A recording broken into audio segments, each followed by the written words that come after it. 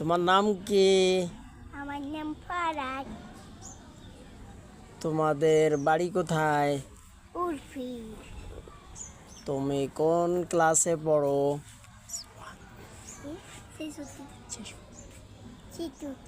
শিশুতে পড়ো।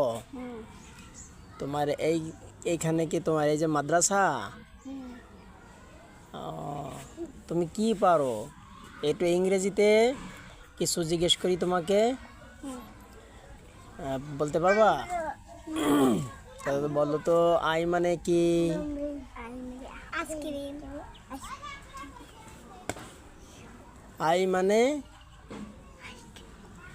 আই মানে চোখ।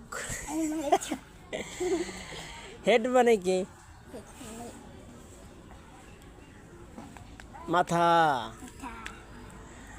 আচ্ছা, হ্যান্ড মানে কি? হ্যান্ড মানে কি? হ্যান্ড। আজকে স্কুল বন্ধ কেন? তাবলিগ জামাত আসছে। তোমাদের স্কুলের ক্লাস কি মসজিদে হয়? ও আচ্ছা, তোমাদের আমি জামাটা দেখাই নিয়েছি না।